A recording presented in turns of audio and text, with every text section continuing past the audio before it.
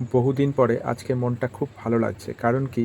প্রথমত তাহলে তোমরা ভিডিওটা দেখে নাও। মন ভালো লাগার কারণটা কি? ঠিক আছে? তো চলো ভিডিওটা দেখি। আপনার বাড়ির অবৈধ অংশ ভাঙার নির্দেশ দিয়েছে পুরসভা 7 দিনের মধ্যে। কি বলবেন? ধাক্কাধাক্কি করবেন না প্লিজ, ধাক্কাধাক্কি করবেন না, এগুলো শোভনীয় নয়। এক সেকেন্ড যারা এসব যারা এসব প্রশ্ন করছে কলকাতা পুরসভাকে গিয়ে জিজ্ঞেস করুন অবৈধ অংশটা কোথায়, জিজ্ঞেস করে আসুন, আগে জিজ্ঞেস করে আসুন, তারপর আমার থেকে উত্তর নেবেন। আপনি স্পেসিফিক্যালি জিজ্ঞেস করুন কোন অবৈধ অংশ, যে অবৈধ অংশ মার্ক করে দেবে উত্তর আমার থেকে নিয়ে যাবেন। এটাই হচ্ছে তার মূল কারণ। কারণ কি? বহুদিন পরে আমাদের যুবরাজ আবার সেই ফুল ফর্মে চলে এসছে।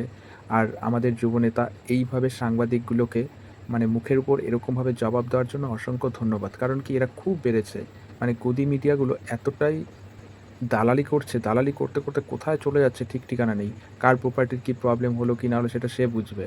সেটাকে মানে সে তাদেরকে কেন কৈফিয়ত দিতে যাবে? এটাই হচ্ছে সেই খুশির কারণ।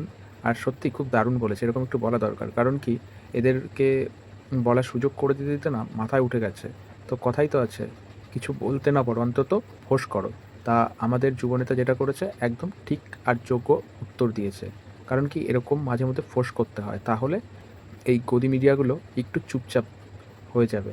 কারণ কি? এরা খুব অতিরিক্ত পরিমাণে বাড়াবাড়ি শুরু করেছিল। আজকে একটু শান্তি লাগলো। এতে কে কী বললো না বললো আই ডোন্ট কেয়ার। কারণ কি? আমি দলটাকে ভালোবাসি, আর আমাদের যুবরাজ তো বরাবরই বলে এসছি তার মতো মানুষ হয় না। তো কার কী ভালো কি খারাপ লাগে আমার কিছুতে যায় আসে না, কিন্তু আমার তো খুবই ভালো লাগে।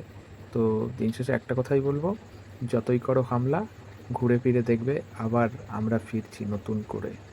জয় বাংলা।